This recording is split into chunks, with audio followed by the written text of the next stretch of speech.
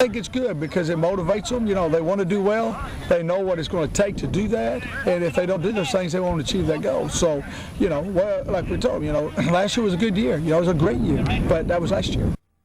And that was Monty Stumbaugh on August 5th talking about Port Isabel's chances to go undefeated this season and maybe make it even to 16-0. And Port Isabel is now 10-0. Their regular season is over. They have a bye in the final week, so they can get ready for their first round of the playoffs against a team that will either be most likely Raymondville or Lyford, depending on who wins the Wellesley County Cotton Bowl. Your thoughts, Mario, on Port Isabel's season? And, you know, they wanted 10-0. They got 10-0, but they're looking for 16-0. Yeah, and I mean after the game, that's what the whole team was talking about, just going 6 rounds deep, and they weren't completely satisfied with it. They were happy, but they want to go 6 rounds deep.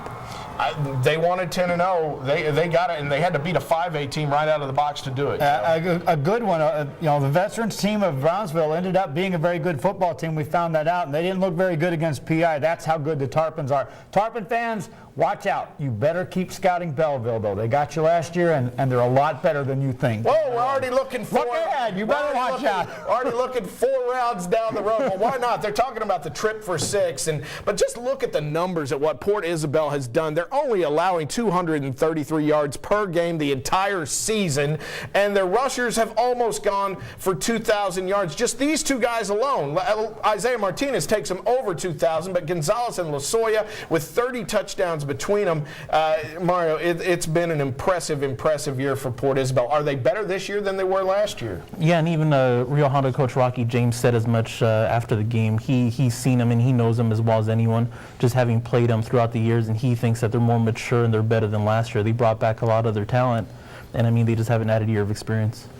It's a number of plays they can also draw up with Isaiah at the quarterback, and that's what Coach Stumbaugh talked to me about during a volleyball game, is the fact that I can start throwing all kinds of stuff at these guys. I got the playmakers, but the maturity level of, okay, now let's do this, now let's do this. And so how do you prepare for them? There's 6 or 7 different pages full of plays to scout them. And that's what he likes. That offensive line, Benavides anchoring it for Port Isabel, incredible. The defense with Montalongo and Guillat, incredible. But are they as dominant as, say, Sherryland? Let's talk about the Rattlers, because they went to 9-0 on Thursday night with a win over Edinburgh North. They took a share of the district title, and most importantly, they have now won 22 straight games. 9 this year, 10 last year, 3 the year before that in the regular season.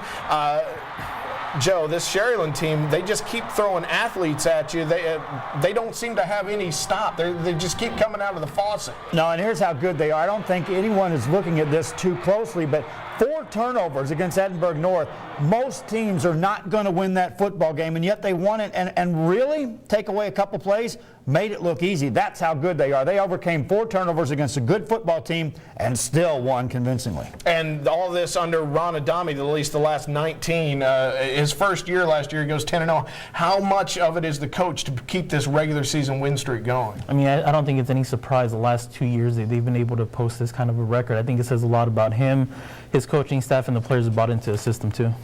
Take a look at 35A right now.